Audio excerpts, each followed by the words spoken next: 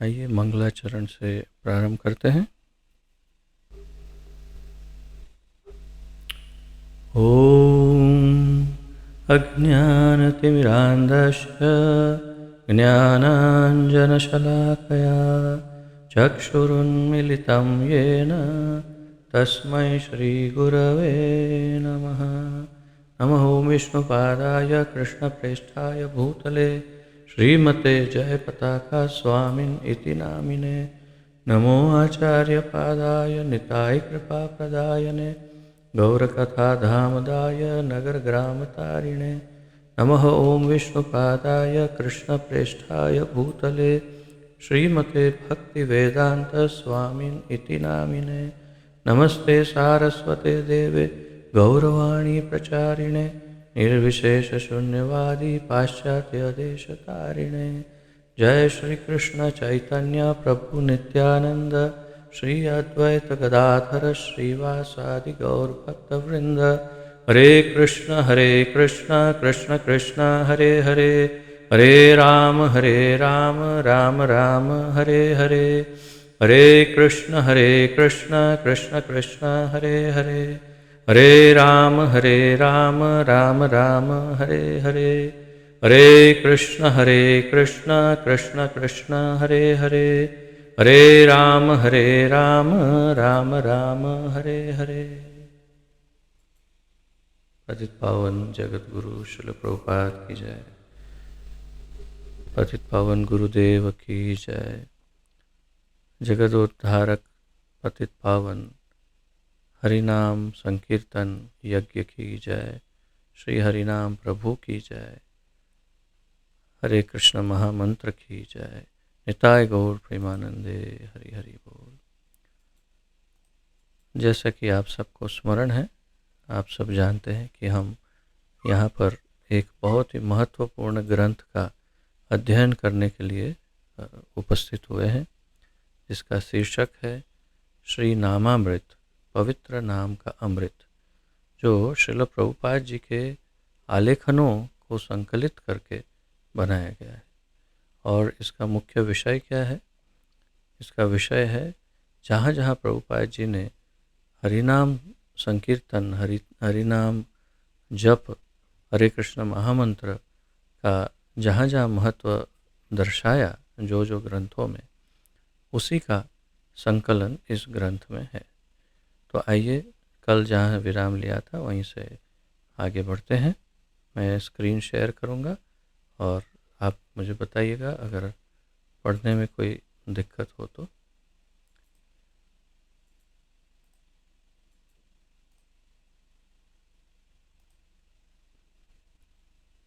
आप सभी स्पष्ट पढ़ पा रहे हैं इसे?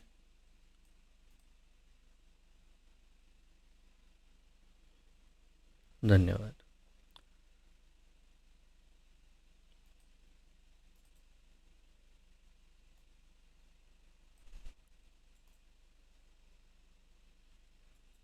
तो हम तीसरे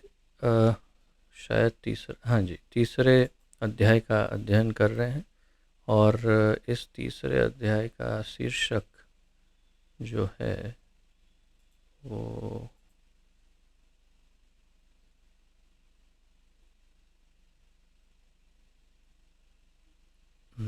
आगे होगा और भी 5, 6,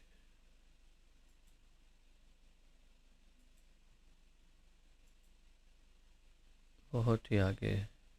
ये तो 2 में आ गए हम।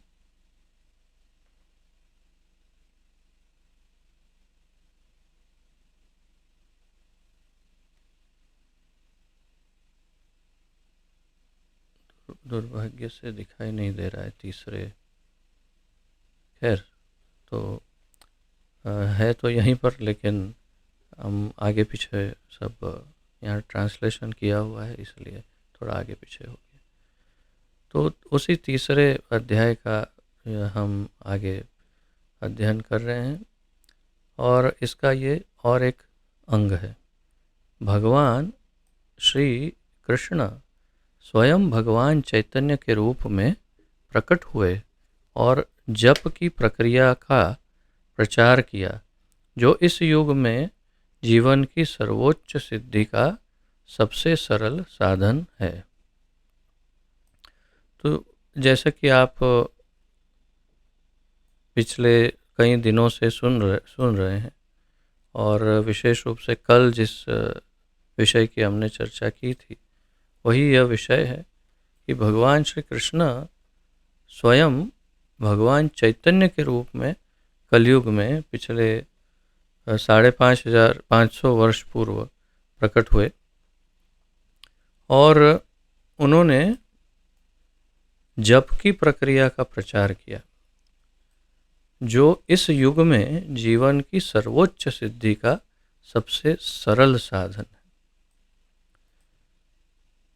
अब श्रील प्रभुपाद जी इसमें हमें बताते हैं, हजारों लोगों में से जो आत्मज्ञान प्राप्त कर चुके हैं कि वे क्या और कौन हैं, केवल एक या दो ही वास्तव में मुक्त हो सकते हैं, और हजारों मुक्त लोगों में से केवल एक या दो ही समझ पाते हैं कि कृष्ण क्या और कौन है। ये जैसे मैं हमेशा आपको बताता हूँ, श्रील प्रभुपाद जी जब भी कुछ कहते हैं तो निश्चित रूप से शास्त्र ही कहते हैं। श्रीमद् भगवद गीता का 7वें अध्याय का 3रा श्लोक ये है, मनुष्याणाम सहस्रेषु कश्चिद् यतति सिद्धये यततामपि सिद्धानाम कश्चिन् माम वेत्ति तत्वतः। इसका ये अनुवाद है। तो हजारों लोगों में से मनुष्याणाम सहस्रेषु जो आत्मज्ञान प्राप्त कर चुके हैं कि वे क्या और कौन है। कौन सा आत्मज्ञान प्राप्त कर चुके हैं कि वे क्या है, मैं कौन हूँ, मैं क्या हूँ, ऐसे हजारों में से कि जो आत्मज्ञान प्राप्त कर चुके, केवल एक या दो ही वास्तव में मुक्त हो सकता है। अर्थात यदि आप ये जान गए हैं कि आप जीवात्मा हैं, आप ये शरीर नहीं है, तो इसका अर्थ ये नहीं कि अब आप दोबारा जन्म नहीं लेंगे या मुक्त हो जाएंगे।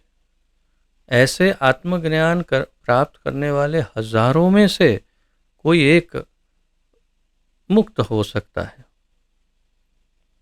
और हजारों मुक्त लोगों में से केवल एक या दो ही समझ पाते हैं कि कृष्ण क्या और कौन है। यतताम अपि सिद्धानाम, ऐसे सिद्ध में, मुक्तों में, कश्चिन माम वेत्ति, कोई मुझे जान पाता है, तत्वतः, जैसा मैं हूँ वैसा, मूल तत्व के अनुसार। कृष्ण तो लगभग सभी जानते हैं, आज सभी देशों में सभी जगह पर कृष्ण को जानते हैं, लेकिन कृष्ण कौन है तत्वतः तो मेरे ख्याल से 80% से अधिक तो भारत भी नहीं जानता होगा, और भी ज़्यादा 90% शायद नहीं जानते होंगे कि कृष्ण तत्वतः क्या है। तो कश्चिन माम वेत्ति तत्वतः, तो भगवान कहते हैं, यही प्रभुपाद जी कहते हैं कि हजारों ऐसे मुक्त लोग जो बहुत बड़े योगी मुक्त जीव हैं, उनमें से कोई एकाध या दो ही, और वो भी ऐसा नहीं कि वो मुक्त हुआ इसलिए कृष्ण को जान पाएगा। वो मुक्त हो सकता है, लेकिन जब तक वो भक्त नहीं होगा तो कृष्ण को जान ही नहीं पाएगा। इस बात की भी पुष्टि भगवान ने भगवद गीता में बहुत स्पष्ट कह करके बताया है कि जब तक कोई भक्ति नहीं करता, भगवान को कोई जान नहीं पाता। भक्त्या माम अभिजानाति यावान्यश्चास्मि तत्वतः, केवल भक्ति के द्वारा मुझे जाना जा सकता है, अन्य किसी साधन से नहीं। भक्त्या त्वनन्या शक्य अहम एवं विधोर्जुन, जैसा भक्ति से ही है अर्जुन, मैं जैसा हूँ वैसा मुझे जाना जा सकता है। तो ये भगवान बार बार कह रहे हैं, प्रभुपाद जी भी कह रहे हैं, और यहाँ कहा कि हजारों मुक्तों में से केवल एक दो ही समझ पाते हैं कि कृष्ण कौन है।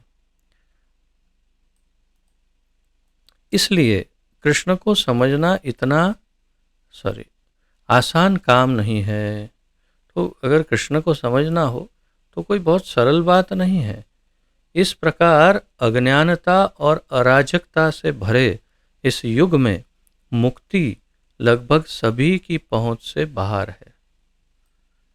और प्रभुपाद जी ये भी कह रहे हैं कि चलो ये सब बातें पहले के युगों में तो शायद समझ में आ जाती है, किंतु इस युग में तो मुक्ति तो बहुत ही दूर दूर की बात है, क्योंकि जहाँ पर अज्ञान, अराजकता, इस कलयुग में सब जगह कलह, ईर्ष्या, द्वेष और बहुत सारा क्राइम।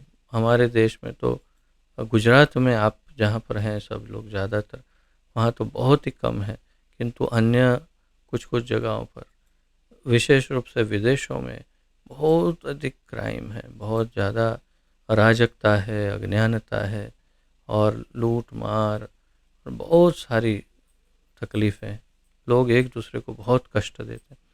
तो उसमें कहाँ मुक्ति का समय मिलने वाला है? मुक्ति कब मिलेगी? जब वो पहले तो ठीक से अपना जीवन जीने शुरू करे। तो इसीलिए इस कली काल में तो भगवान को समझना बहुत कठिन है। व्यक्ति को सभ्य बनने की संपूर्ण परीक्षा से गुजरना पड़ता है, फिर धार्मिक, फिर दान और यज्ञ करने होते हैं और ज्ञान के स्तर तक पहुंचना होता है, फिर मुक्ति के स्तर तक, और अंततः मुक्ति के बाद कृष्ण क्या हैं इसकी समझ तक। अब देखिए इसका पूरा उसकी श्रृंखला दी है प्रभुपाद जी ने, इसका पूरा स्टेप बाय स्टेप वर्णन कि पहली सीढ़ी कौन सी है और आखिरी सीढ़ी कौन सी है। सबसे पहली सीढ़ी क्या है? व्यक्ति को सभ्य बनने की संपूर्ण परीक्षा से गुजरना पड़ता है। पहले तो सभ्य एक मनुष्य, सभ्य मनुष्य बने। सभ्यता में ही इतने प्रॉब्लम, भक्त भी बन जाते हैं। हम देखते हैं कि हमारे भक्तों के समुदाय में भी सामान्य शिष्टाचार, सभ्यता में बहुत बहुत प्रॉब्लम है। बहुत सामान्य सभ्यता और शिष्टाचार ही कम है इस कली काल में। जीवन ही ऐसा जिया है, कोई सिखाने वाला ही नहीं है, स्कूलों में सिखाते नहीं हैं इन बातों को, और ऐसा असभ्य बर्ताव करते हैं जो अन्य स्कूल में, उनको देखकर जो सभ्य बच्चे हैं वो भी असभ्य बन के वापस आते हैं। तो व्यक्ति को सभ्य बनने की संपूर्ण परीक्षा से गुजरना पड़ता है, पहला स्टेप। फिर धार्मिक, उसके बाद धार्मिक होना है। धर्म कार्य, कैसा धर्म कार्य? तो सामान्य धर्म कार्य ही वहीं से प्रारंभ करे पहले, कि कोई देवी देवता आदि की पूजा पाठ, कोई यज्ञ अनुष्ठान, ये वो कुछ उपवास, मंदिर में जाए, दर्शन करे, कुछ करे, तो सामान्य धार्मिकता।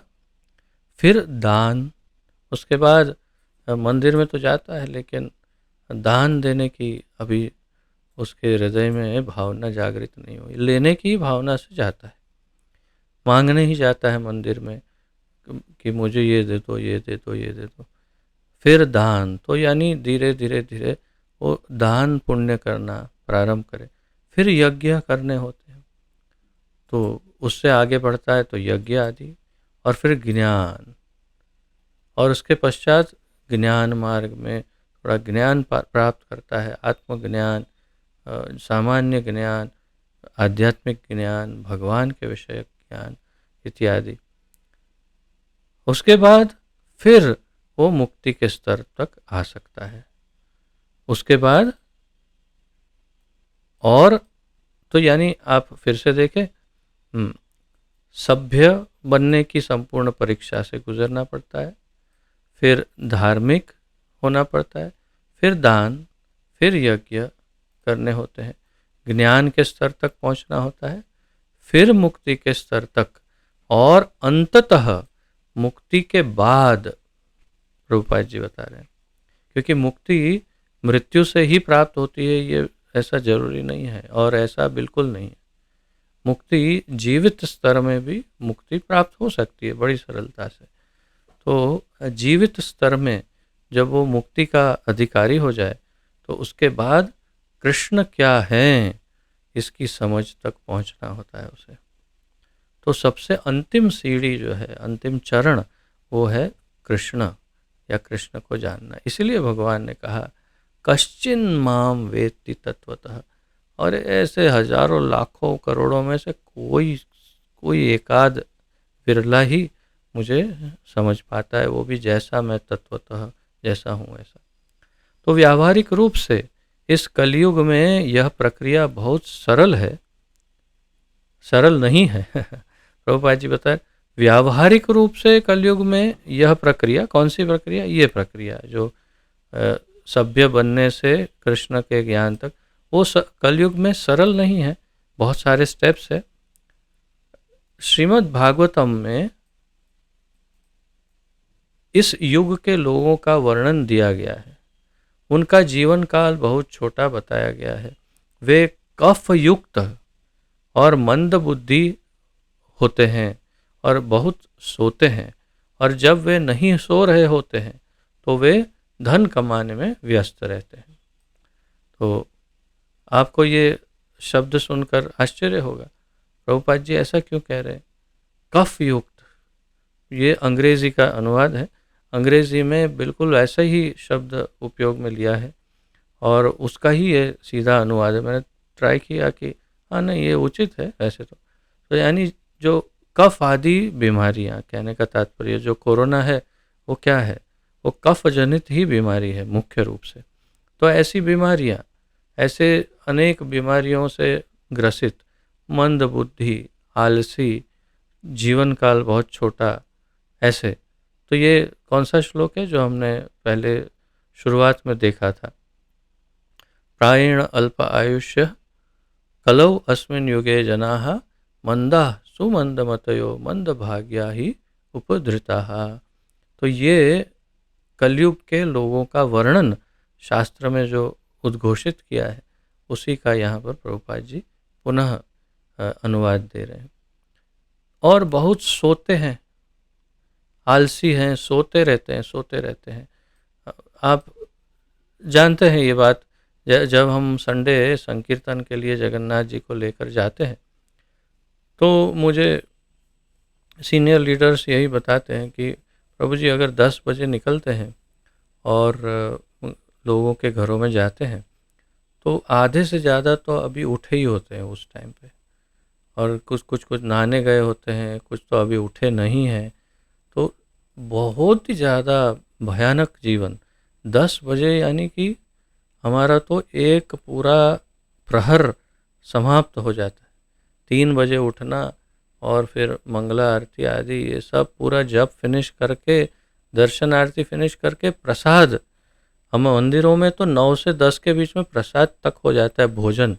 यानी जब वो 10 बजे आँख खोलेगा तब तक इसका आधा दिन समाप्त हो चुका होगा एक भक्त का। ऐसे महा आलसी। और ये आप जानते हैं, अपने घरों में भी देखते होंगे कि इस आलस्य का प्रभाव अपने बच्चों में भी देख पाते होंगे, घर के कुछ सदस्यों में भी देख पाते हैं। जो केवल भक्ति का अनुशीलन करते हैं वही इससे मुक्त रह पाते हैं। तो ये बहुत सोते हैं, और जब वे नहीं सो रहे होते हैं तो वे धन कमाने में व्यस्त रहते हैं। बिल्कुल ये भी सत्य है, आप सब देख ही सकते हैं सब जगह, या तो सोना या धन कमाना, बस और क्या है। उनके पास आध्यात्मिक गतिविधियों के लिए दिन में अधिकतम केवल 2 घंटे ही होते हैं। तो आध्यात्मिक समझ की क्या आशा है? प्रभुपाद जी कहाँ से लाएं 2 घंटे, मुझे तो समझ में नहीं आया। प्रभुपाद जी बता रहे हैं कि उनके पास दिन में 2 घंटे होते हैं, लेकिन मुझे तो थोड़ा सा डाउट है ये 2 घंटे मिले कहाँ से? प्रभुपाद जी ने कहाँ से देखा? हाँ, ये हो सकता है 50, 55, 60 वर्ष पूर्व, जब उस समय शायद हो सकता है कि थोड़ा बहुत समय निकाल लेते हो। आज के युग में तो कहाँ समय है, बिल्कुल नहीं। सोशल मीडिया पर इतना अधिक समय नष्ट हो जाता है कि 2 घंटे क्या 2 मिनट भी आध्यात्मिकता के लिए किसी के पास नहीं है। अब बहुत ही टाइट पोजीशन है टाइम की। दोनों प्रकार से, दोनों मैं देखता हूँ कि जो मेहनत करने वाले निम्न वर्ग हैं उनके पास तो स्मार्टफोन नहीं है, या सिंपल वाले फ़ोन इस्तेमाल अभी भी करते हैं, और उनके पास वास्तव में टाइम नहीं, इतनी मजदूरी करके जीवन अपना गुजारते हैं, बाकी का टाइम सोते हैं, आराम करते हैं। जो जिनके पास थोड़ा सा टाइम हो सकता है वो ये ओवर स्मार्टफोन ले आते हैं, और इस ओवर स्मार्टफोन का प्रयोग करके उनकी अपनी जो स्मार्टनेस है वो खो देते हैं और समय नष्ट हो जाता है। तो बाकी का जितना वर्ग है वो सब इसे, और जो बहुत ही अधिक धनवान है उसके पास समय नहीं है, वो भी फ़ोन नहीं रखते हैं। आपको आश्चर्य होगा, बिल्कुल टॉप क्लास और बिल्कुल बॉटम क्लास, ये दोनों बहुत ही सिमिलर, बहुत ही समानांतर चलते हैं एकदम। दोनों में बहुत सारी समानताएं। सबसे गरीब जो है उसके पास स्मार्टफोन या फ़ोन कुछ नहीं। सबसे ज़्यादा अमीर है वो कभी फ़ोन वोन नहीं रखते, वो अपने सेक्रेटरी को के पास फ़ोन रखते, असिस्टेंट सेक्रेटरी, वो हाथ में अपने पास खास कुछ नहीं रखते। क्यों? क्योंकि उनके पास टाइम है ही नहीं, टाइम ही नहीं है। इतने बिजनेस को संभालना होता है कि उनके पास फ़ोन के सामने देखने का टाइम ही नहीं है। एक बहुत अतिशय अतिशय, यानी आप कल्पना नहीं कर सकते, इतने धनाढ़ एक व्यक्ति के साथ मेरा संपर्क हुआ, और बहुत, यानी बहुत ही ज़्यादा धनाढ़। तो मुझे पता चला कि ना फेसबुक में है, ना व्हाट्सएप पर है, ना किसी भी सोशल मीडिया में नहीं है, मात्र ईमेल का प्रयोग करते हैं। वो भी अगर आपने एक ईमेल डाला है तो पता नहीं 10, 15, 20 दिन के बाद, 1 महीने के बाद हो सकता है उत्तर मिले। इस तरह की व्यस्तता उनके जीवन में है, और आज तक कभी उन्होंने किसी सोशल मीडिया का मुख नहीं देखा। बहुत धनाढ़ व्यस्त है, बहुत ही गरीब है तो व्यस्त है, कभी कोई सोशल मीडिया का मुख नहीं देखा। लेकिन बीच वाला जो वर्ग है उनके पास बहुत समय है, सारा का सारा खा जाता है ये सोशल मीडिया। तो यह भी कहा गया है कि यदि कोई आध्यात्मिक प्रगति करने के लिए उत्सुक भी हो तो उसका लाभ उठाने के लिए कई छद्म आध्यात्मिक समाज मौजूद है। और अगर मान लेते हैं कि किसी तरह से वो दुखी होके कष्ट में, परेशानी में आ गया, मध्यम वर्गीय, और उसे लगा कि हम थोड़ा सा आध्यात्मिकता की ओर मुख कर लेते हैं, तो सोचता है कहाँ जाएं, किसके पास जाएं। तो इतने सारे छद्म आध्यात्मिक समाज मौजूद है। छद्म उसका एक अर्थ है छुपा हुआ, हिडन, छुपा हुआ। इसका एक और अर्थ है डुप्लीकेट, या तो छलावा करने वाला, जो वास्तविक नहीं है। तो यहाँ पर वही अर्थ है इसका कि छद्म आध्यात्मिक समाज, जिसे कैटब धर्म श्रीमद् भागवत में कहा, वही यानी चीटिंग रिलीजन। तो ऐसे कई समाज मौजूद है, और जैसे ही आप मार्केट में जाएंगे, हाँ जी मैं भगवान के, अरे भगवान आ जाओ, तू इधर आओ, हम लोग तुम्हें इतना सरल भगवान देंगे कि तुम्हें बस इतना सही करना है, बस एक मंत्र बोलो, थोड़े पैसे दो और मज़े करो, बस तुम आनंद में रहोगे। अच्छा, और फिर वो अपने आप को बहुत भाग्यशाली समझने लगता है कि देखो भाई, मुझे तो सरल धर्म चाहिए क्योंकि मेरे पास समय नहीं है, और ये सरलतम धर्म। धर्म के नाम पर इतने बिजनेस चल रहे हैं, इतना ज़्यादा कि कल्पना नहीं कर सकते। यहाँ तक कि वैष्णव संप्रदाय में भी बहुत ज़्यादा इसका व्यावसायिक दृष्टिकोण सबने अपना लिया है, बड़े बड़े महारथियों ने। भागवत कथा सबसे बड़ा बिजनेस है आजकल, इसमें बहुत ही अधिक धन का प्रयोग होता है। आप शायद इतना नहीं जानते होंगे इसके विषय में, किंतु वृंदावन में रहते हुए हम अंतरंग बातों को जब सुनते हैं तो बहुत आश्चर्य होता है कि ये तो मात्र बिजनेस है। उन इसमें बहुत ही कम शुद्ध भक्त नज़र आते हैं। हाँ, बिल्कुल है, अवश्य है, निश्चित रूप से शुद्ध भक्त बहुत है, पर उतने नहीं कि जितने हम सोचते हैं। मैं आपको इसका बहुत सरल उपाय बताता हूँ कि कैसे आप पहचान सकते हैं। बहुत सरल है। आप केवल उनकी वेशभूषा से उन्हें पहचान सकते हैं। जो बहुत अधिक अपने शरीर का श्रृंगार करते हैं, बहुत ही सुंदर प्रभावशाली सिंहासन और बैकग्राउंड और साउंड और म्यूज़िक के साथ जो प्रस्तुत होते हैं और ऐसा तिलक लगाते हैं जो किसी भी शास्त्र में किसी संप्रदाय का कोई वर्णन नहीं।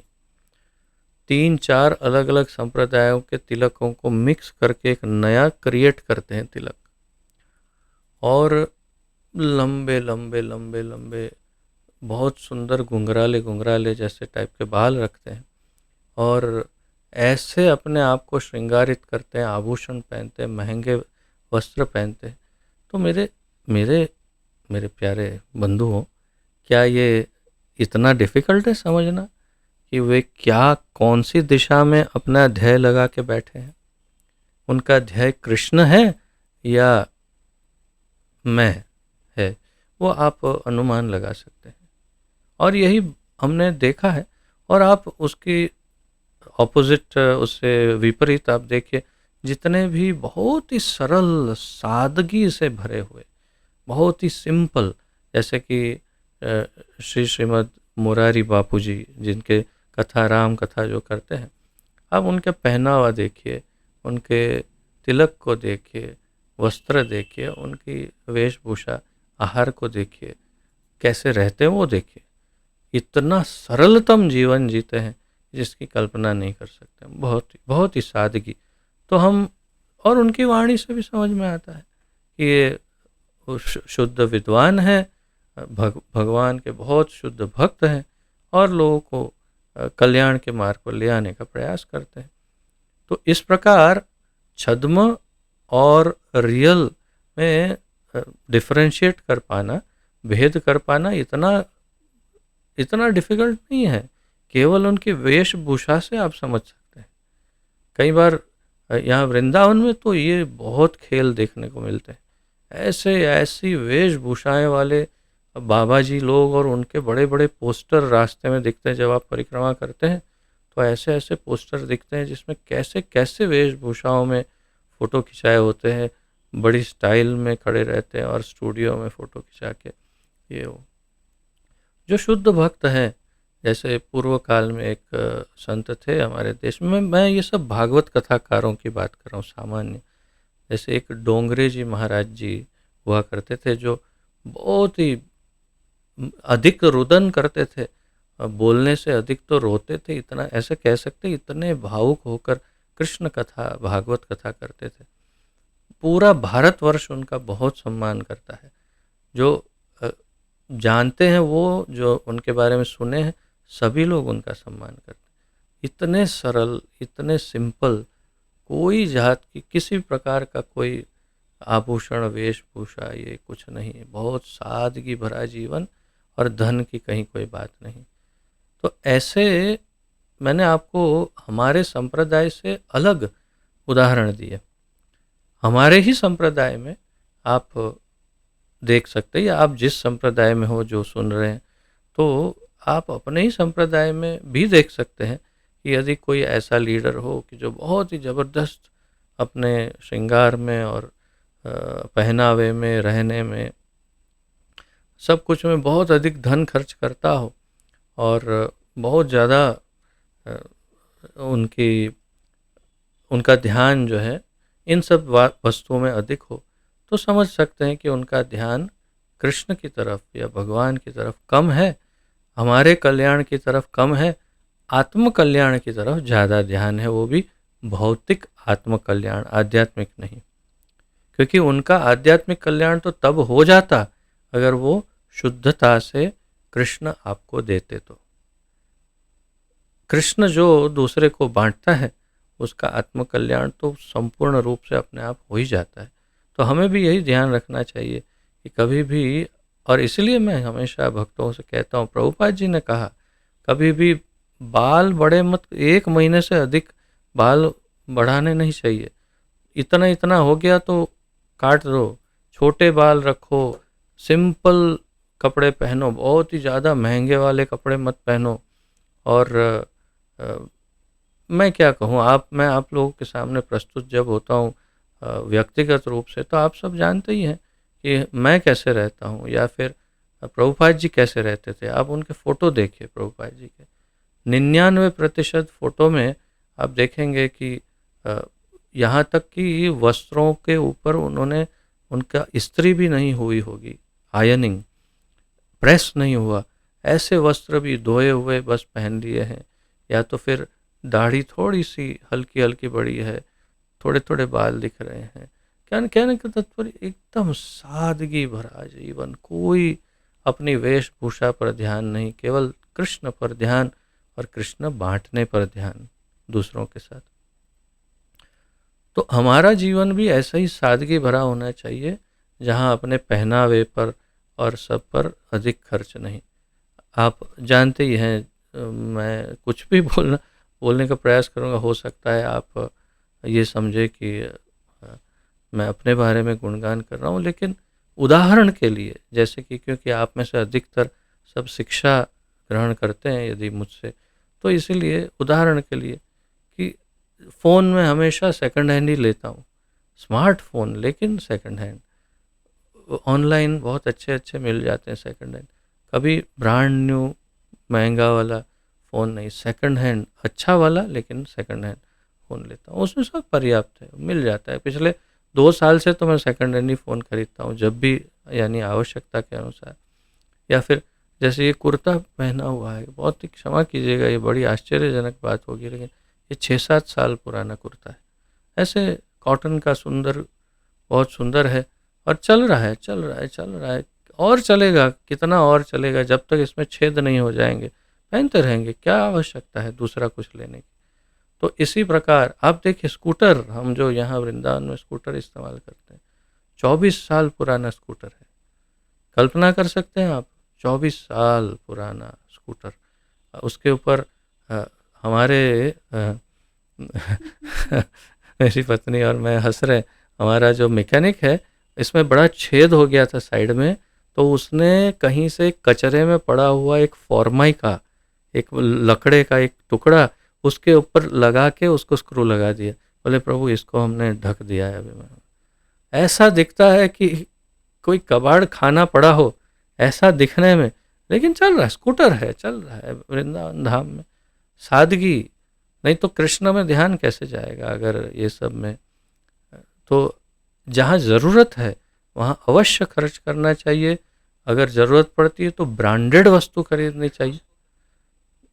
Why is that? जो बहुत ही ज़्यादा हमारे लिए उपयोगी हो, जो खराब ना हो जाए, पैसे का व्यय ना हो, ये सब ध्यान देना हो, तो फिर हमें ब्रांडेड वस्तु खरीदनी चाहिए जिसमें गारंटी हो, सस्ती वस्तु नहीं, चाइनीज़ नहीं। तो इस प्रकार हमें ध्यान देना चाहिए, किंतु जहाँ व्यय होने वाला है वहाँ बहुत सावधानी रखनी चाहिए। प्रभुपाद जी ये सब बातों का बहुत ध्यान रखते थे, हमारे गुरु महाराज भी बहुत ही ध्यान रखते हैं, सावधानी रखते हैं, और ये बार बार हमें बताते हैं प्रभुपाद जी और गुरु महाराज कि कभी भी धन का व्यय नहीं करना चाहिए, अपव्यय, बहुत ही सावधानी से। बहुत वर्षों पूर्व एक बार गुरु महाराज जी से मैं मिलने गया, एक बड़े प्रोजेक्ट के विषय में चर्चा कर रहा था, बहुत बड़ा प्रोजेक्ट था वैश्विक स्तर पर। तो गुरु महाराज ने पूरा प्रोजेक्ट सुना, फिर बहुत सराहना की कि बहुत सुंदर प्रोजेक्ट है ये, और फिर मुझे उन्होंने मार्गदर्शन दिया। उन्होंने कहा सबसे पहले छोटे से छोटे स्टेप से प्रारंभ करना, यानी किसी का, अन्य का धन इसमें लेना ना पड़े, अपने पॉकेट का धन व्यय करना ना पड़े और छोटे से छोटी मात्रा में उसका प्रारंभ करना और धीरे धीरे छोटे छोटे कदम बढ़ाते बढ़ाते बढ़ाते बढ़ाते ऊपर चढ़ना। ये अलग बात है कि वो प्रोजेक्ट मैं जीबीसी पर आधार रख रहा था, वो हो नहीं पाया किसी तरह, और किसी अन्य मेरे मित्र ने उस प्रोजेक्ट को लॉन्च कर दिया और आज कम से कम पूरे भारत में वो फैला हुआ है ये प्रोजेक्ट। तो तात्पर्य ये है कि गुरुदेव भी यही बताते हैं कि व्यय नहीं करना धन का।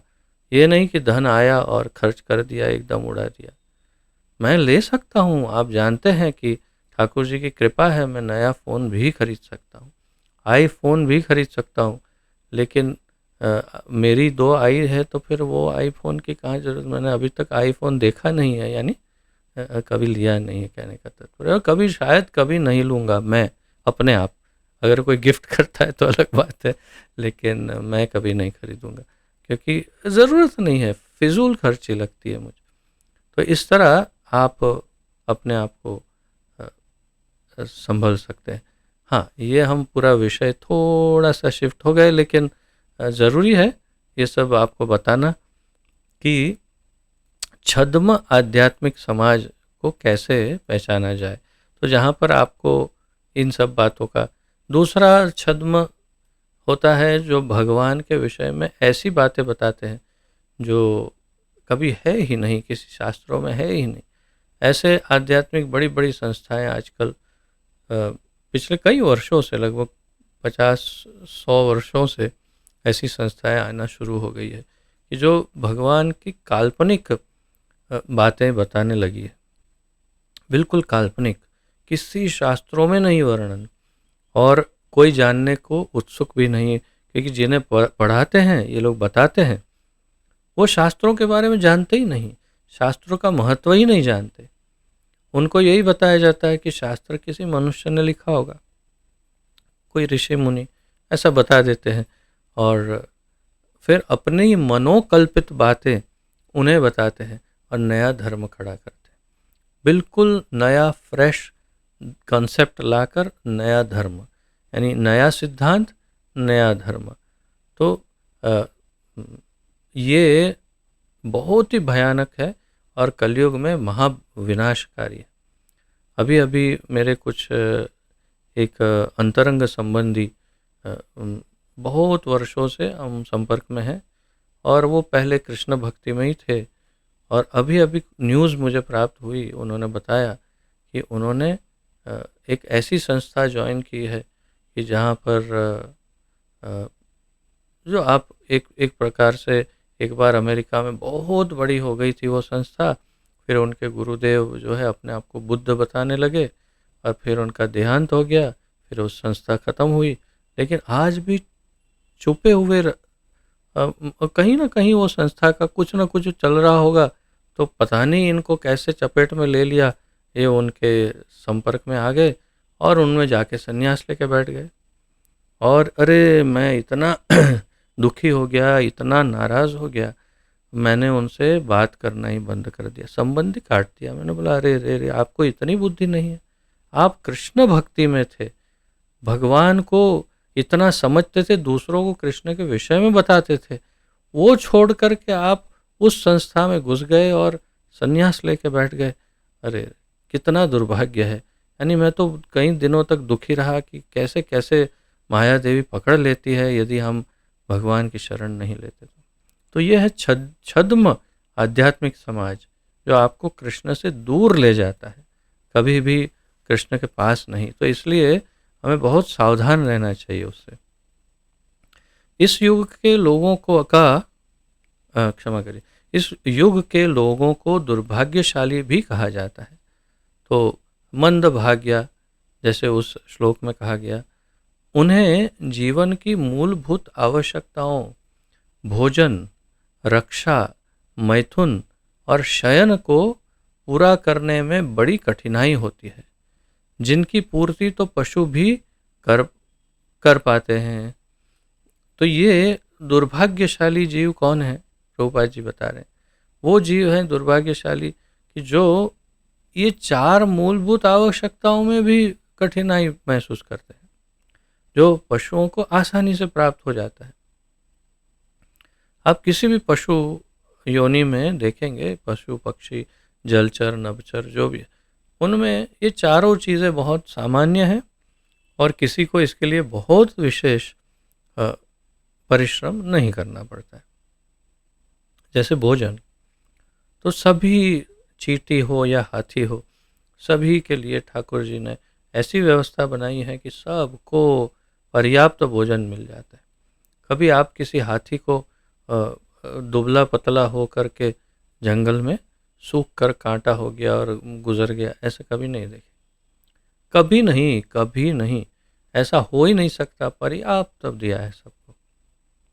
और जिन हाथियों को पालने के लिए ले जाते हैं लोग, वो भी उनको खिलाते हैं। यानी ठाकुर जी पशुओं को तो खिलाते, चींटियों को सब मिल जाता है, पशुओं को मिलता है, पक्षियों को, जल में रहते उनको सब मिल जाता है।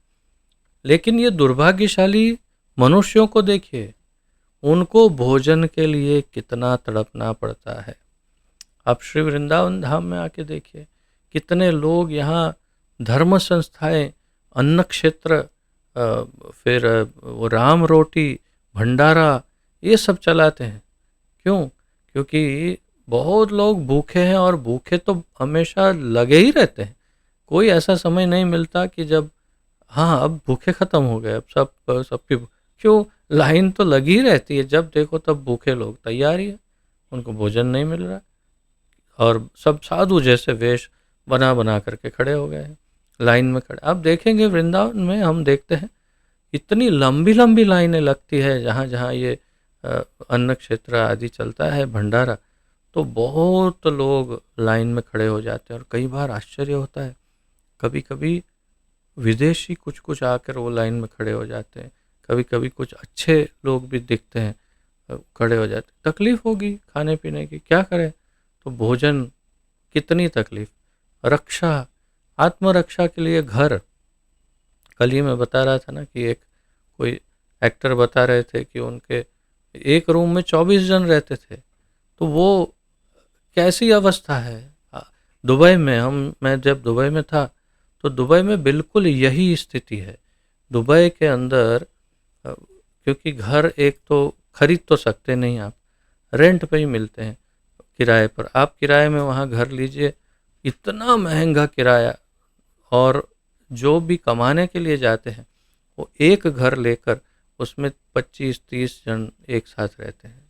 बस यही दशा है पूरे दुबई में, पाश्चात्य जगतों में, कहीं कहीं बॉम्बे में पूरी यही दशा। एक रूम में कितने कितने लोग पड़े रहते हैं, न जाने वो कैसे अपना जीवन जीते हैं, हम तो कल्पना तक नहीं कर सकते। बहुत छोटी छोटी जगह में। तो आत्मरक्षा के लिए आप इन, जैसे हमारे यहाँ पीछे खेत जैसा है, उसमें चूहे हैं, तो इनके पास इतना बड़ा मैदान है, खुला आसमान, और जहाँ चाहो वहाँ बिल बनाओ, बड़े बड़े बिल बना करके मस्ती से रहते हैं, आराम से रहते हैं, कोई टेंशन नहीं। खूब जगह है, पर्याप्त। और जहाँ देखो कितना चाहिए उतना खाना मिल जाता है। इतने ये मोटे मोटे चूहे, इतने बड़े बड़े चूहे, आप कल्पना नहीं कर सकते, इतने बड़े चूहे, सब तंदुरुस्त। क्यों? उन्हें प्रॉब्लम नहीं है, आत्मरक्षा का प्रॉब्लम नहीं है, भोजन का प्रॉब्लम नहीं। शयन, यही वही शयन, आत्मरक्षा और मैथुन। तो मनुष्यों के लिए अब देखिए, 30 साल हो गए, 35 साल हो गया, अरे प्रभु जी कोई लड़की हो तो बताइए ना, मेरा बेटे का शादी नहीं होता है। अरे प्रभु जी, मेरी लड़की पढ़ लिख गई, ज़्यादा पढ़ गई है, अब हमारे समाज में कोई लड़का नहीं मिल रहा है, कोई होगा तो बताइए ना कुछ, ये है वो है। कितना हुआ? बोले 37 साल, 38 साल, ये हो गया। शादियां नहीं हो रही है, और शादियां हो जाती है तो कैसा कैसा जीवन जीते हैं, और पहले पहले क्या क्या नहीं करके बैठे होते हैं, ऐसे ऐसे विचित्र जीवन जीते हैं, मुक्त जीवन, जिसकी हमने कल काफ़ी विस्तार से चर्चा की थी कि बहुत ही अनियंत्रित, अनियमित शास्त्रों को, नियमों को अ, बिल्कुल उसका उल्लंघन करके बिल्कुल मुक्त जीवन, असभ्य जीवन, पशुवत जीवन जीते हैं, जिसमें कोई नीति नियम नहीं है, और फिर इसीलिए उनका जीवन और ज़्यादा कठिन हो जाता है। तो उन्हें ये चारों जो उनकी मूलभूत ज़रूरतें हैं, उसमें ही नींद में भी, अब देखो कितनी नींद की गोलियां बिकती है मार्केट में। दवाई की दुकान पर जाके पूछना कि आपका बिजनेस, तो बोले नींद की गोली में बहुत होता है। क्यों? नींद नहीं आती लोगों को, और अगर नींद आती है तो बहुत ज़्यादा आ जाती है, नहीं आती तो रात में उल्लू की तरह जागते रहते हैं, व्हाट्सएप फेसबुक देखते रहते हैं, इंस्टाग्राम, और सुबह फिर सो जाते हैं जब पूरी दुनिया उठने का समय होता है। तो ये है पशु से भी बदतर जीवन मनुष्य का। और क्यों है?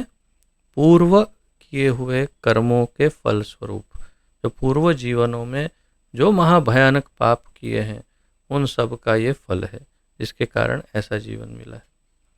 आप में से अधिकतर भक्त जो बंगाली भक्त हैं, जो स्वर्णकार हैं, जो सोने का कार्य करते हैं, तो जो गांव से आए हैं, उनको ये लगभग ये सारे अनुभव बहुत अच्छी तरह हुए होंगे कि कैसी अवस्था में आए थे, कितना ज़्यादा संघर्ष करना पड़ा, कैसा कैसा जीवन जीना पड़ा, तब जा कर के, और फिर जब भक्ति से जुड़े तो न जाने कैसे, लेकिन ठाकुर जी ने सब कुछ कैसा व्यवस्थित कर दिया कि अब ऐसी दुर्दशा नहीं जैसी जिस दुर्दशा में हम आए थे। और अब आप इसलिए बिल्कुल दृढ़ता पूर्वक इस भक्ति में जुड़ गए हैं, अपना जीवन बदल दिया, अपना पूरा खान पीन सब चेंज कर दिया, क्योंकि आपने देखा कि ठाकुर जी की कृपा होने से हमारा जीवन बदला है। अन्यथा आपने सबने देखा है वो संघर्षमय जीवन। उसकी एक झलक मैंने भी अपने बचपन में देखी है, क्योंकि जब मैं छोटा था तब पिताजी की सैलरी इतनी ज़्यादा नहीं थी, और जब मैं कॉलेज में इंजीनियरिंग में पढ़ने गया था, तो जो खर्च मुझे मिलता था उसमें पूर्ण हो जाए सब कुछ, ऐसा नहीं था। तो माता पिता को बताता नहीं था, लेकिन मैं दो दो टाइम के बदले एक ही टाइम भोजन करता था, दूसरा टाइम कुछ नाश्ता कर लेता था। 2 टाइम टिफ़िन खाऊंगा तो बहुत ज़्यादा धन व्यय होगा, और माता पिता कैसे चलाएंगे।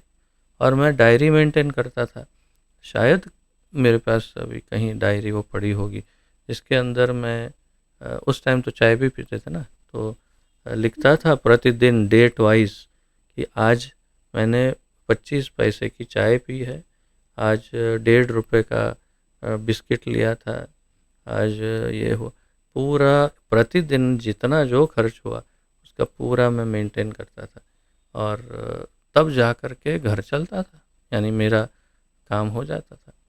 तो ठाकुर जी दयालु हैं, तो आज पूरा समय बदल गया है। तो तात्पर्य क्या है कि संघर्ष ये हमारे लिए पशु से ज़्यादा है एक प्रकार से मनुष्यों में। इस युग में यदि लोग इन आवश्यकताओं की पूर्ति भी कर रहे हों, तो भी वे सदैव युद्ध की चिंता में रहते हैं, या तो आक्रमणकारियों से अपनी रक्षा के लिए या स्वयं युद्ध में जाने के लिए। तो विदेश में ये अधिक है, और विदेश में ये बहुत बड़ा प्रॉब्लम उस समय था जब प्रभुपाद जी धरती पर अपनी प्रकट लीला कर रहे थे। तो उस समय युद्ध की बड़ी स्थिति रहती थी, और विदेशियों को ज़बरदस्ती उनकी सरकार युद्ध में भेजती थी। और जैसे वियतनाम वॉर वगैरह में तो ज़बरदस्ती जाना पड़ता था, और अगर नहीं गए तो सरकार उनको आगे भरण पोषण, उनका जो पालन पोषण की जो का खर्च है वो कभी नहीं देगी सरकार, या जेल में डाल सकती थी, ऐसा होता था। तो इसलिए जाना पड़ता था ज़बरदस्ती वॉर में।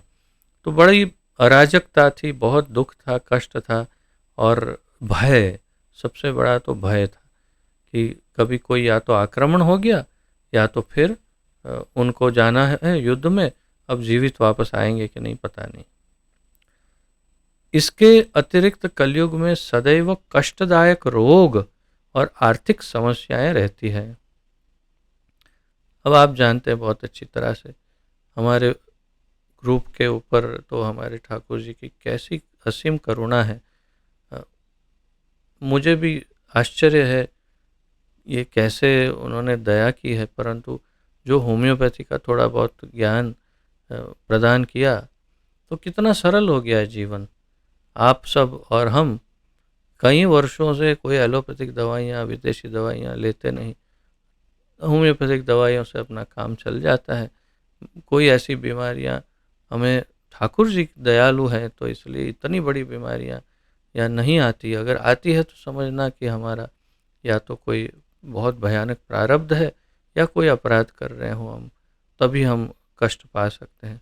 तो इसीलिए आप देखेंगे कि ये जो यहाँ प्रभुपाद जी ने बताया वो स्थिति हमारी पहले हुआ करती थी, लेकिन अब नहीं है।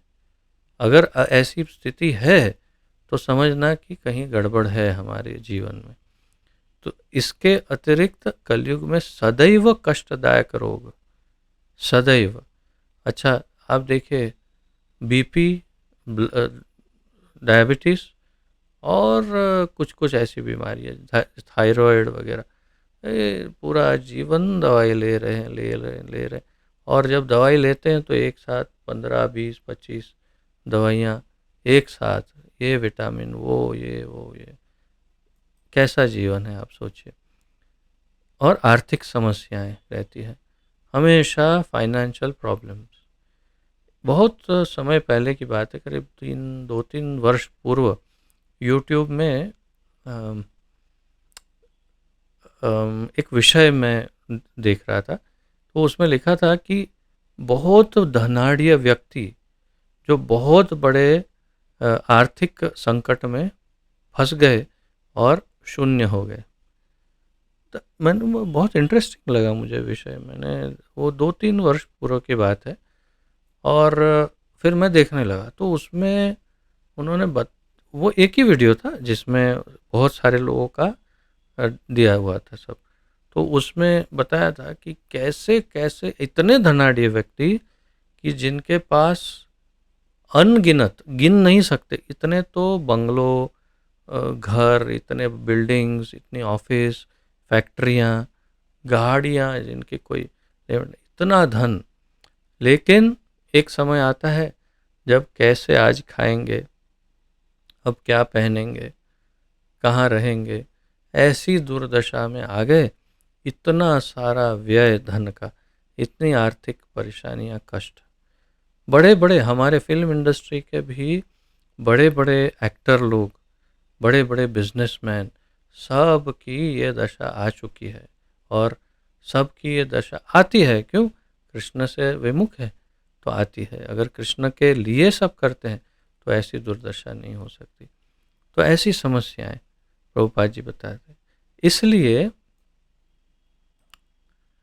भगवान कृष्ण ने माना कि इस युग में लोगों के लिए निर्धारित नियमों और विनियमों का पालन करके मोक्ष की पूर्ण अवस्था तक पहुंचना असंभव है। कृष्ण ने ही देख लिया था कि कलयुग में ये नहीं हो सकता है कि वो कोई ये नियम पालन करे, वो करे और बहुत सारे तपस्याएं, वेदाध्ययन, ये वो सब कर और फिर अंत में मोक्ष प्राप्त करे, ये नहीं हो सकता।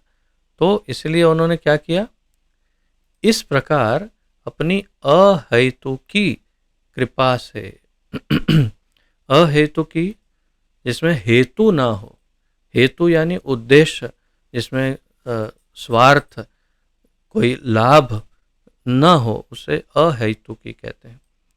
हेतुकी किसे कहते हैं? जैसे मैं किसी को कुछ दे रहा हूँ तो उसके पीछे मेरा कुछ गणना है, ठीक है आज मैं ये देता हूँ, कल ये मिलेगा उससे, हाँ दे दो। तो वो है गणना, उसमें हेतु है। जैसे कुछ माता पिता ऐसा अपने बच्चों को पालन पोषण करते हैं आजकल कलयुग में ये बहुत ज़्यादा बढ़ गया है, बहुत लोगों से सुना है मैंने। विशेष रूप से भक्त जो बनने आते हैं, जिनके माता पिता भक्त नहीं बनने देते, वो बच्चे बताते हैं। माता पिता एक ही बात कहते हैं, हमने इतना पढ़ाया लिखाया तुमको क्यों? ताकि तुम बड़े हो करके कमा करके हमको दो और हम आराम से खाए पिए, और तुम गधे की तरह मेहनत करो और हम लोग अपना जीवन आराम से बिताए। इसलिए हमने गधे की तरह मेहनत करके तुमको पढ़ाया लिखाया। अब तुम हमको गधा बना करके जा रहे हो भगवान के पास, तो कैसे चलेगा? हमारा कौन करेगा? क्या तात्पर्य है? हेतु की कृपा, वो अहेतु की कृपा नहीं है, गणना है।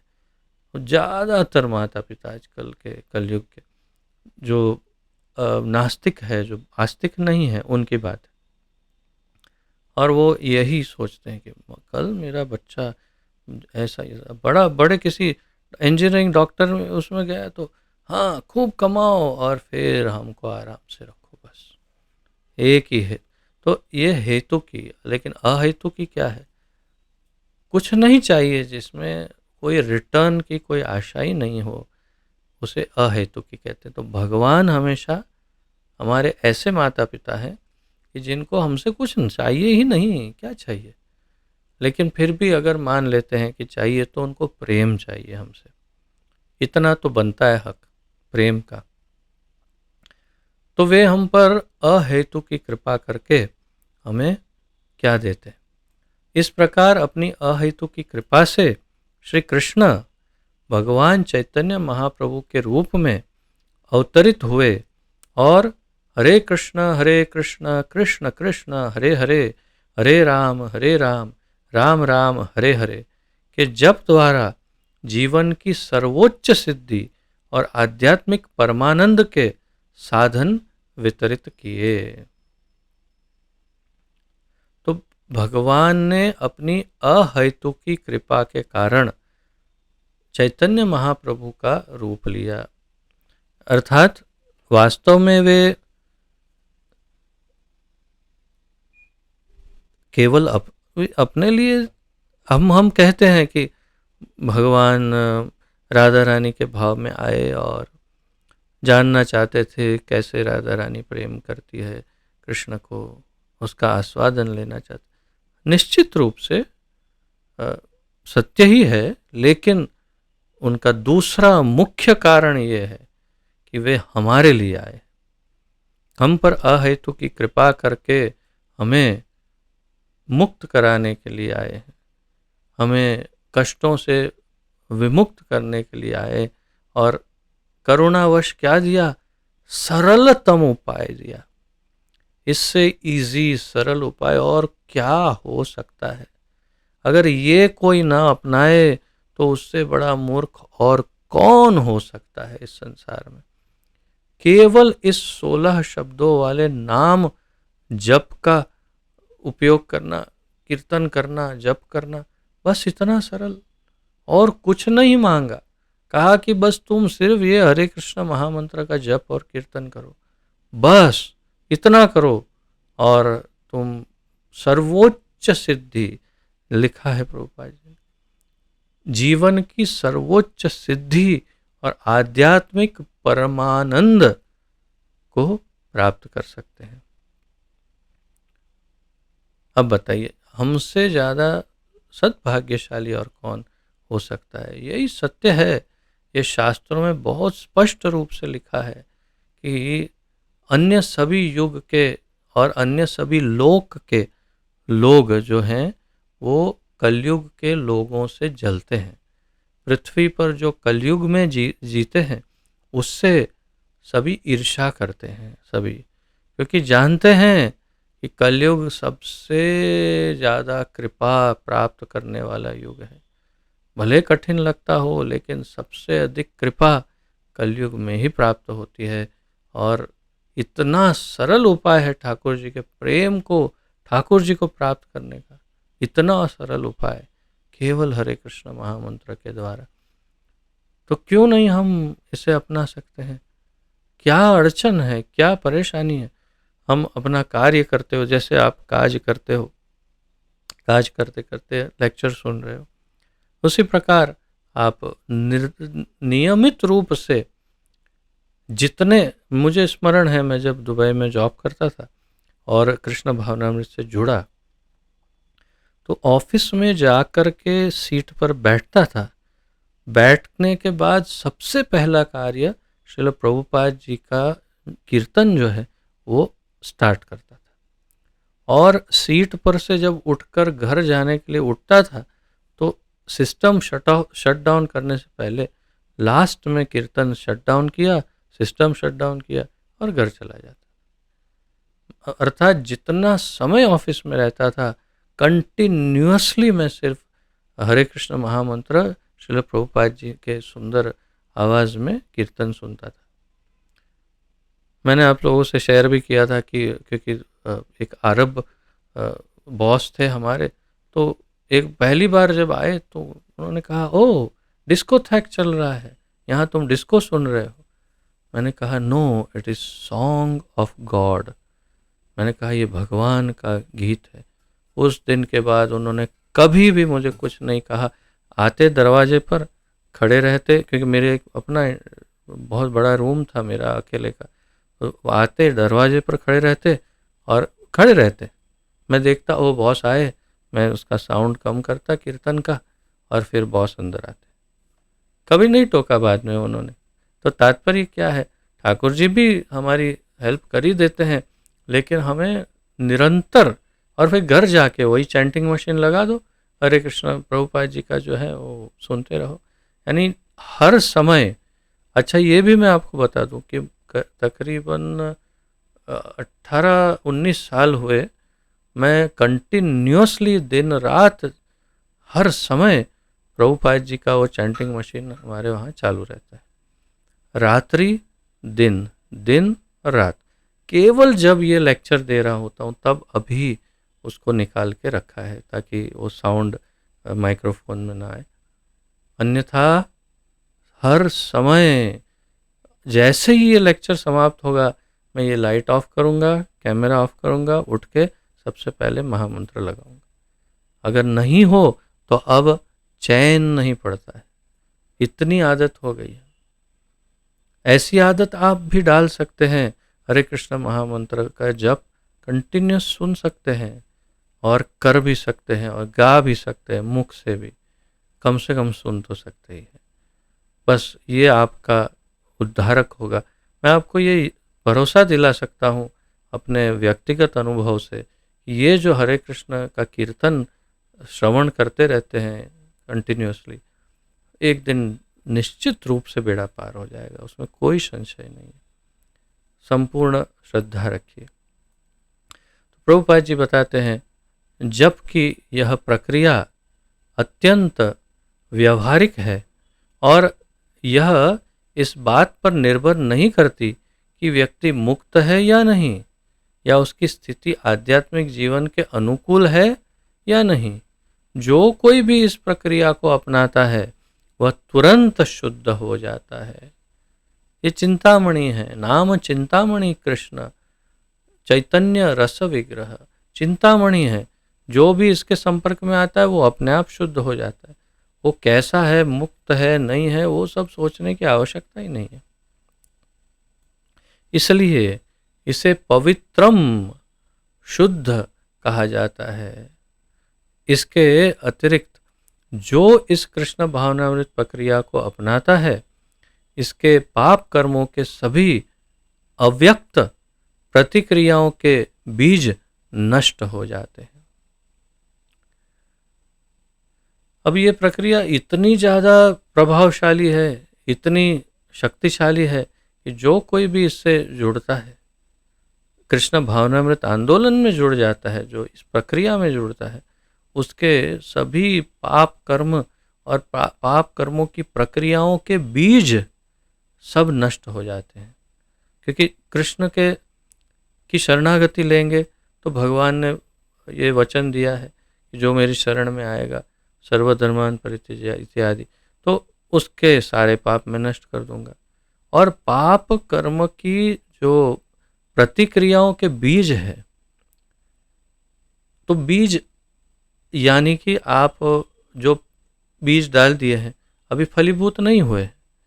कूटम बीजम फलोन्मुखम क्रमेणैव प्रलीयेत विष्णु भक्तिरतात्मनाम। ये शास्त्र का श्लोक है कि जो अ, अप्रारब्ध फलम पापम कूटम बीजम फलोन्मुखम। तो किसी भी प्रकार का पाप क्यों ना हो, उसके फल कैसे भी हो, कोई प्रारब्ध कर्म, कोई संचित कर्म, कोई बीज हो, कोई अभी हमारे सामने फल उन्मुख होकर आ गए हो कि रोग हो गया, ये हो गया, किसी भी प्रकार का जो पाप हो वो क्रमेण व प्रलीयेत, वो धीरे धीरे स्टेप बाय स्टेप उसका नाश होना ही है। विष्णु भक्ति रत आत्मनाम, जो विष्णु भक्ति नारायण या कृष्ण भक्ति में लग गया मतलब उसके सारे पाप नष्ट होने ही वाले।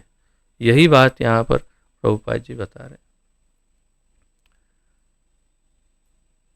और फिर कहते हैं जिस प्रकार अग्नि में हम जो कुछ भी डालते हैं उसे राख कर देती है, उसी प्रकार यह प्रक्रिया हमारे पिछले जन्मों के सभी पाप कर्मों को राख कर देती है। और यह प्रक्रिया इतनी प्रबल है, शक्तिशाली है, प्रभावशाली है कि जैसे अग्नि में जो भी डालो उसका भस्म हो जाती है, राख हो जाती है। उसी प्रकार ये कृष्ण भावनामृत और भगवान का नाम इतना प्रभावशाली, इतना ज्वलंतशील है कि जिसमें सारे पाप भस्मीभूत हो जाते हैं, इसमें कोई संशय नहीं है। और इसमें पिछले जन्मों के सभी पाप कर्म भी राख हो जाते हैं, कह रहे हैं। और ये लिया गया था राज विद्या नाम का जो ग्रंथ है प्रभुपाद जी द्वारा लिखित, उसमें ज्ञान का राजा यानी वो उसका शीर्षक है राज विद्या ज्ञान का राजा, उस पुस्तक से इसे लिया गया था। अब चौथा जो है शीर्षक मैं वास्तव में आज लेना चाह रहा था, लेकिन समय काफ़ी हो गया, ऑलमोस्ट 5:30 होने ही आ गए। हाँ नहीं, ये तो थोड़ी पीछे है वो घड़ी। हाँ अभी 5:28 हो गया। तो फिर अब यहीं पर विराम लेते हैं और मनोमंथन के लिए अवकाश छोड़ते हैं कि आप मनोमंथन कीजिए। कल फिर ये चौथे शीर्षक से प्रारंभ करेंगे। तब तक आप मनोमंथन कीजिए, आत्मनिरीक्षण कीजिए। ये सब केवल एक औपचारिकता के लिए हम जैसे, क्योंकि प्रभु जी लेक्चर दे रहे हैं तो अब सुनना तो पड़ेगा ही, अच्छा नहीं लगेगा ना हम अगर नहीं आएंगे ऑनलाइन। चलो इतना भी सोचते, ये भी बहुत बड़ी बात है, मैं तो उसमें भी धन्य समझता हूँ अपने आप को। लेकिन बहुत ही गंभीरता से जो सुना है अगर, तो इन बातों को बहुत गंभीरता से उसका मनोमंथन करना, पुनः पुनः उसका विचार करना, ये बहुत ज़रूरी है। तो हम इन बातों से लाभान्वित होंगे, तो ही हम लाभ प्राप्त कर पाएंगे यदि हम इसका मंथन करेंगे। तो कि भाई हरे कृष्ण महामंत्र, हरि नाम में इतनी शक्ति है कि मुझे और कुछ करने की आवश्यकता ही नहीं है। अगर हम इस तरह सोचेंगे तो हम अवश्य ही इससे पूर्ण लाभ प्राप्त कर पाएंगे। तो मैं यहीं पर अब विराम लेता हूँ। किसी का यदि कोई प्रश्न हो तो पूछ सकते हैं, मुझे बहुत आनंद होगा, आपके प्रश्नों के उत्तर देने का प्रयास करूँगा।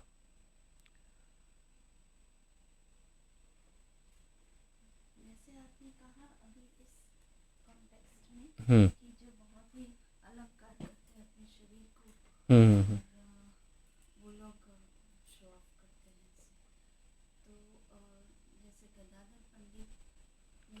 बिल्कुल, जो आप बोलना चाह रही है वही बात मेरे उसी टाइम पर, वही उदाहरण मेरे मन में था, लेकिन वो समय अलग था और ऐसे लोग बहुत कम होते हैं जो मैं क्षमा कीजिए भागवत कथाकारों के वेशभूषा पर जो टिप्पणी कर रहा था, और कि जो जितना अपने आप को सजाता है वो उतना विश्वास पात्र नहीं होता, जो मैं ऐसे बता रहा था। तो इसी बात पर प्रश्न पूछा जा रहा है, माता जी द्वारा, कि वो पूछ रही हैं कि जैसे गदाधर पंडित नीलांबर चक्रवर्ती के पास गए और उनके वेशभूषा देख करके वे भी भ्रमित हो गए, ये उन्होंने भी सेम सोचा कि जो अपने आप को इतना सजाता है, ऐसे ठाट बाट में रहता है, इतने अलंकार आभूषण, वो कैसे भक्त हो सकता है। तो उनसे वैष्णव अपराध हो गया। लेकिन क्या सारे के सारे वेशभूषा धारण करने वाले सभी नीलांबर चक्रवर्ती हो सकते हैं? क्या ये संभव है? So this is the common sense question. ये सामान्य बुद्धि का प्रश्न है कि नीलांबर चक्रवर्ती एक थे जो बहुत सजते थे, लेकिन साक्षात भगवान के अंतरंग पार्षद थे कृष्ण लीला में, और बहुत ही उन्नत वैष्णव, बहुत ही उत्तम भक्त थे, उत्तम अधिकारी थे। तो जितने वेशभूषा धारण करते, क्या वो सब नीलांबर चक्रवर्ती है? नहीं। यानी it is not true the other way round. तो यही सबसे बड़ा प्रश्न है कि 1001 वेशभूषा धारण करने वालों में से एक या दो ऐसे हो सकते हैं कि जो वास्तव में शुद्ध भक्त हो। लेकिन प्रायः जहाँ तक देखा जाता है, अच्छा, उनके वेशभूषा धारण करने का कारण भी था कि उनके पूर्व जो उनके संस्कार थे, यानी पूर्व में, तो वे ऐसी ऐसी दिव्य अवस्था में, ऐसी विशेष अवस्था में उन्होंने लीला में रोल किया था, कृष्ण लीला में, कि वही संस्कार के कारण वे ऐसे राजवी ठाट के साथ रहते थे, क्योंकि राजा थे पिछले जन्म में। अच्छा, लेकिन जितने भी ये कथाकार हैं उनकी दशा देखो, तो वो क्या पहले से ही इस तरह से थे? अगर थे तो ठीक है, कुछ कुछ हम देखते हैं, कुछ कुछ ऐसे हैं कि जो पहले भी अच्छे से रहते थे, अभी भी अच्छे से रहते, लेकिन बहुत एक्स्ट्रा ऑर्डिनरी नहीं, थोड़ा अच्छा पहनते हैं, थोड़ा अच्छा रहते हैं, तो दैट इज़ अंडरस्टूड। थोड़ा अच्छा पहनना, थोड़ा अच्छा रहना, इट इज़ अंडरस्टूड। पर ये नहीं कि बहुत महंगी महंगी गाड़ियों में रहते हैं। अरे सेकंड हैंड गाड़ी खरीदो, कोई बात नहीं, अच्छी मिल जाएगी आपको, या फिर मारुति कंपनी की अच्छी वाली थोड़ी गाड़ी खरीदो जो आपको 7-8 लाख में मिल जाती होगी, बहुत है, बहुत है। आपको 50 लाख की गाड़ी क्यों चाहिए? Why do you need BMW? Why do you need branded cars? ऐसी गाड़ियाँ क्यों चाहिए?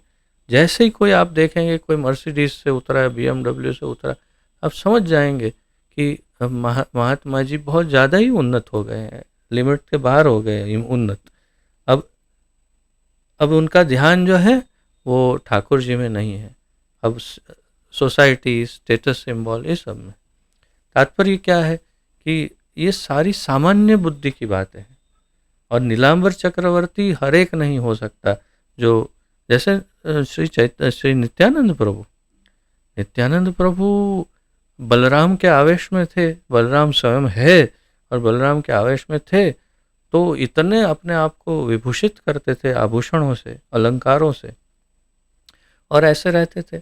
और कभी ऐसे भी रहते थे कि एक वस्त्र तक शरीर पर नहीं पहनते थे, ऐसी अवधूत अवस्था में भी रोड पर निकल जाते थे।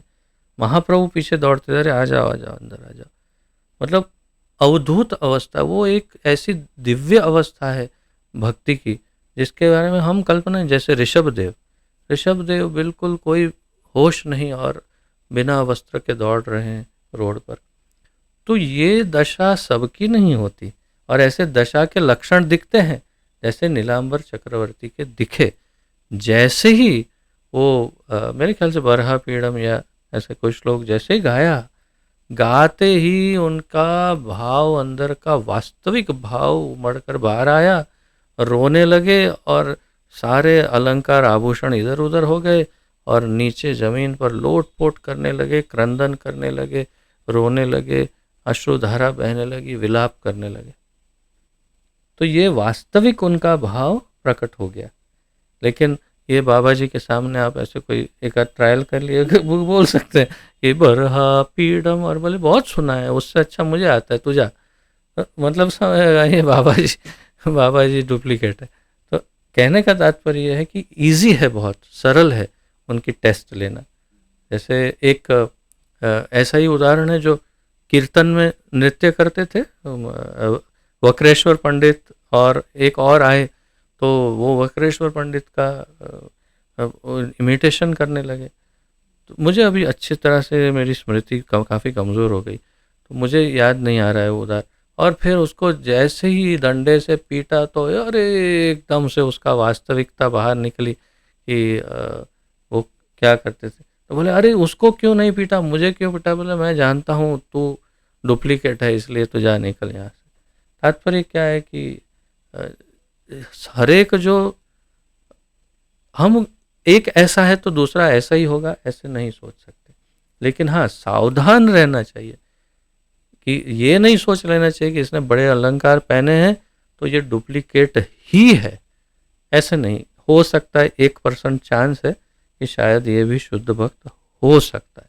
ये सावधान रहिएगा आप सब कि शायद हो सकता है कि उसमें शुद्धि हो। डाउट है, डाउट रख सकते हैं, ठीक है। Is that okay? टेस्ट लेनी चाहिए उनकी, करेक्ट, उनकी टेस्ट लेनी चाहिए, उनकी परीक्षा लेनी चाहिए, और पता चल जाएगा कि वो कितने में। ओके, और कोई प्रश्न है किसी का?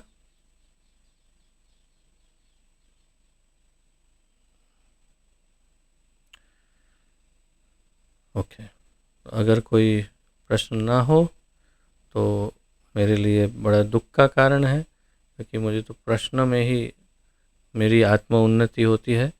लेकिन आप सब यदि समझ जाते हो तो ये मेरे लिए बड़ा सुख का कारण है कि मेरी ठाकुर जी की कही है, मेरे द्वारा जो वाणी है, उससे आप लोग समझ जाते हैं जल्दी जल्दी। तो बहुत बड़ी ये आश्चर्यजनक घटना है मेरे लिए, लेकिन अच्छा है, आप जल्दी समझ जाते हैं, जीवन में उतार पाते होंगे तो और भी अच्छा है। आप सबका बहुत बहुत धन्यवाद। यहाँ पर हम विराम लेते हैं। पतित पावन जगत गुरु श्रील प्रभुपाद की जय। पतित पावन गुरुदेव की जय। अनंत कोटि वैष्णव वृंद की जय। कलयुग पावन श्री हरिनाम संकीर्तन युग धर्म की जय। श्री हरे कृष्ण महामंत्र की जय। हरिनाम प्रभु की जय। श्रील प्रभुपाद की जय। निताय गौर प्रेमानंदे हरि हरि बोल। वांछा कल्पतरुभ्यश्च कृपा सिंधुभ्य एव च पतितानां पावनेभ्यो वैष्णवेभ्यो नमो नमः। आप सबके चरणों में दंडवत प्रणाम। सबका बहुत बहुत धन्यवाद। हरे कृष्णा। और कहीं जाइएगा नहीं, अभी हम सब मिलके गुरु महाराज के लिए प्रार्थना करेंगे। हरे कृष्ण।